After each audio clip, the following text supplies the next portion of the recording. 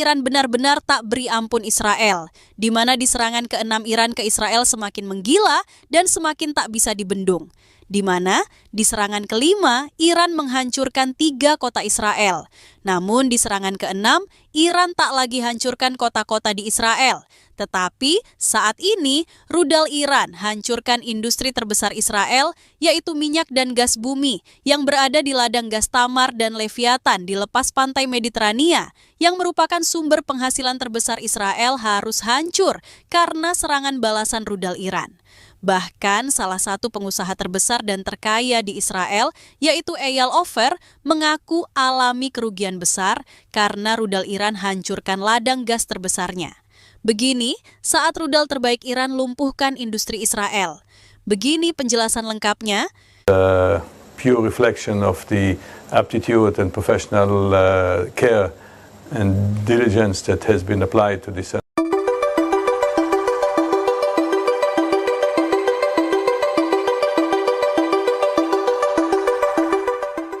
Ketegangan antara Iran dan Israel kini telah mencapai titik klimaks baru yang belum pernah terjadi sebelumnya.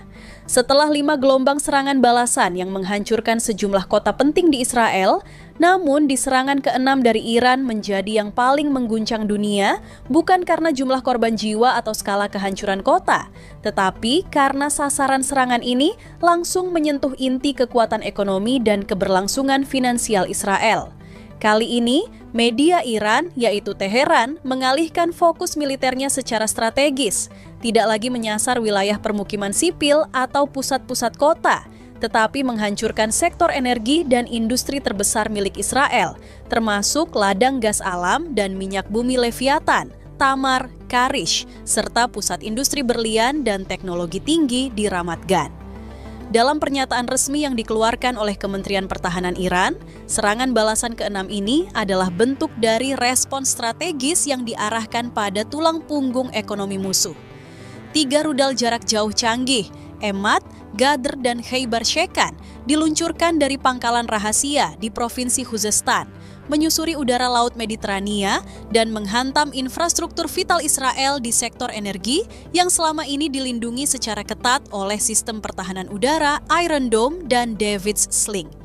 Namun untuk pertama kalinya sejak konflik meningkat, sistem pertahanan tersebut tampak tak mampu mengantisipasi kecanggihan rudal-rudal baru buatan Iran.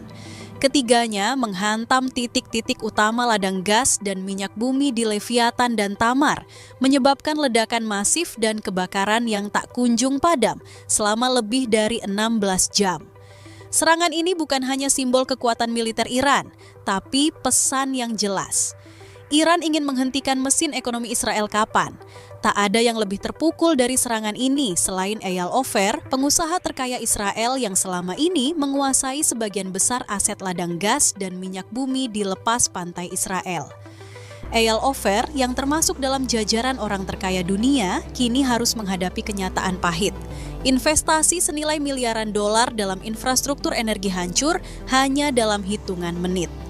Menurut laporan investigasi Haaretz, kerugian pribadi Eyal Ofer dan perusahaannya ditaksir mencapai lebih dari 300 triliun rupiah, menjadikannya salah satu bencana finansial terbesar dalam sejarah Israel. Saya tidak pernah membayangkan bahwa kekuatan rudal bisa mencapai infrastruktur strategis seperti ini. Ini bukan hanya kerugian pribadi, tapi keruntuhan sistem ekonomi yang kami bangun selama puluhan tahun. Ladang gas dan minyak bumi di Leviathan yang terletak sekitar 130 km di lepas pantai Haifa adalah sumber utama gas alam Israel. Bersama ladang Tamar dan Karish, ketiga ladang ini memasok sebagian besar kebutuhan energi domestik Israel dan menjadi sumber ekspor utama ke Yordania, Mesir, dan negara-negara Eropa termasuk Amerika Serikat. Kini, seluruh sistem ekstraksi, kompresi, dan pengolahan gas di Leviathan dilaporkan rusak berat. Kilang pemrosesan di daratan, terminal pipa bawah laut, serta jaringan distribusi mengalami kehancuran menyeluruh. Pemerintah Israel terpaksa menutup seluruh kegiatan produksi dan mengevakuasi para teknisi serta pekerja dari kawasan industri energi. Bahkan, Panglima Angkatan Laut Israel, Aluf David Sa'ar Salama, tak menutupi keterkejutannya. Dalam pernyataan resmi yang disiarkan di kanal militer, ia menyebut serangan ke-6 Iran ini sebagai bentuk perang non-konvensional yang menyasar sistem napas ekonomi negara. Kami fokus pada pertahanan kota dan militer, sementara Iran bergerak di luar dugaan kami. Ini bukan hanya serangan, ini operasi pemutusan nadi ekonomi nasional. Serangan balasan Iran tidak berhenti di sektor energi. Beberapa jam setelah rudal pertama menghancurkan ladang gas, sejumlah drone tempur dan roket jarak menengah dikabarkan menyerang kawasan Ramat Gan, pusat industri berlian dan teknologi tinggi Israel. Ramat Gan adalah rumah bagi bursa berlian Israel, Israel Diamond Exchange, salah satu pusat perdagangan berlian terbesar di dunia. Selain menjadi simbol kemewahan, industri berlian di Israel juga menyumbang miliaran dolar dalam ekspor tahunan. Fasilitas pemolesan berlian dan pabrik pemotongan di kawasan ini menjadi sasaran langsung, dengan sejumlah fasilitas dilaporkan rusak parah akibat ledakan. Selain berlian, kawasan ini juga merupakan jantung industri teknologi tinggi Israel, termasuk manufaktur drone, perangkat lunak cyber, hingga startup kecerdasan buatan. Beberapa fasilitas strategis kini berada dalam kondisi siaga penuh setelah Iran mengisyaratkan bahwa target mereka selanjutnya adalah industri teknologi dan pertahanan digital Israel. Tak butuh waktu lama, serangan ke-6 ini mengundang gelombang kepanikan di masyarakat dan pemerintahan Israel. Jika ladang gas kita bisa dihancurkan, industri teknologi kita bisa dilumpuhkan, maka ini bukan sekadar perang. Ini adalah awal dari kehancuran negara Israel. Bursa saham Tel Aviv dilaporkan anjlok lebih dari 20% dalam sehari. Investor global mulai menarik modal, dan tekanan internasional atas ketegangan yang meningkat membuat nilai tukar shekel melemah drastis terhadap dolar dan euro. Serangan balasan ke-6 Iran adalah bukti nyata bahwa medan perang kini tak lagi hanya di darat atau udara, tapi juga di sektor ekonomi dan infrastruktur strategis. Iran telah membuktikan bahwa mereka tidak hanya memiliki kekuatan militer, tetapi juga kemampuan intelijen dan strategi ekonomi yang presisi.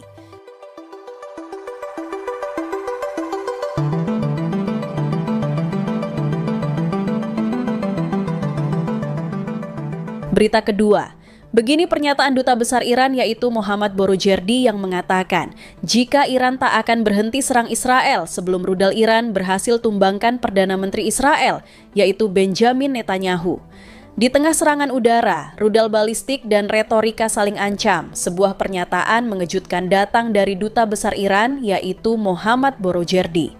Ia tidak hanya mengutuk Israel, tetapi secara terbuka menyerukan pembunuhan terhadap Perdana Menteri Israel Benjamin Netanyahu sebagai syarat mutlak bagi berakhirnya konflik berdarah ini. Dalam pidato resmi di kantor kedutaan Iran, Mohammad Borojerdi dengan lantang menyatakan bahwa Iran tidak akan mundur satu langkah pun dalam perang melawan Israel. Selama Netanyahu masih hidup, perang ini akan terus menyala.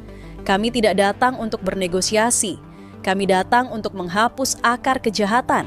Rudal kami tidak hanya ditujukan pada tanah, tapi pada simbol keangkuhan Zionis, yakni Netanyahu sendiri. Pernyataan ini bukan hanya mencerminkan amarah pribadi seorang diplomat, tetapi juga merefleksikan keteguhan Iran secara nasional dalam menghadapi agresi Israel dan sekutu-sekutunya. Pernyataan Duta Besar Iran yaitu Mohammad Borojerdi tidak lahir dari kekosongan. Ia menanggapi ucapan mengerikan dari Benjamin Netanyahu yang sebelumnya mengatakan bahwa perang Iran-Israel hanya akan berakhir jika pemimpin tertinggi Iran, Ayatollah Ali Khamenei, terbunuh. Bagi Iran, ucapan tersebut adalah deklarasi perang total, bukan hanya terhadap militer Iran, tapi terhadap ideologi dan kepemimpinan spiritual negara tersebut. Dan Mohammad Borojerdi dalam posisinya sebagai duta besar menjawab dengan kalimat penuh keberanian. Kami akan pastikan sebelum kalian bisa menyentuh rambut pemimpin kami, kalian akan lebih dulu menyaksikan kehancuran Tel Aviv dan pemakaman Netanyahu. Dalam pernyataan emosional yang menuai simpati luas dari warga Iran di perantauan dan kelompok anti-Zionis di Asia Tenggara, Mohammad Borojerdi menyatakan kesiapannya untuk mati demi memastikan kemenangan Iran atas Israel. Saya bukan hanya diplomat, saya adalah bagian dari revolusi. Jika dengan nyawa saya dapat memotong satu urat nadi Zionisme, maka saya rela mati hari ini juga. Pernyataan tersebut sontak menjadi viral, dianggap sebagai simbol perlawanan dan keberanian, dan disambut dengan gelombang dukungan dari mahasiswa pro-Palestina di berbagai negara, termasuk Indonesia, Malaysia, Turki, dan Pakistan. Mohammad Borojerdi juga menanggapi ancaman terbaru dari mantan Presiden Amerika Serikat Donald Trump yang menyerukan evakuasi massal di Teheran, menyiratkan bahwa kota tersebut akan menjadi target serangan udara besar Israel. Namun, dengan tenang namun penuh sindiran tajam, Borojerdi menyebutnya sekadar perang psikologis murahan. Trump tidak lebih dari penyebar ketakutan. Mereka melakukan ini di Lebanon, di Gaza, di Afghanistan, dan di Irak. Tapi Iran bukan mereka. Kami tidak takut, kami tidak akan lari. Kami adalah bangsa yang tumbuh dalam tekanan dan tempaan sejarah. Ia juga menyebut bahwa rudal-rudal Israel tidak akan pernah mampu menembus jantung Teheran karena Iran telah menyiapkan segala pertahanan sejak bertahun-tahun lalu. Mohammad Borojerdi mengungkapkan bahwa Iran bukan hanya kuat karena militer dan rudalnya, tetapi karena sistem kaderisasi yang telah dibangun selama hampir 5 dekade. Sejak berdirinya Republik Islam tahun 1979, Iran telah menyiapkan generasi demi generasi pemimpin dan jenderal militer untuk menghadapi situasi paling genting sekalipun. 5 jenderal kami gugur? Ya, mereka adalah syuhada. Tapi untuk setiap 1 jenderal yang gugur, kami punya 10 yang siap menggantikan. Pemimpin tertinggi Iran yaitu Ali Khamenei sudah menunjuk pengganti dalam waktu kurang dari 48 jam.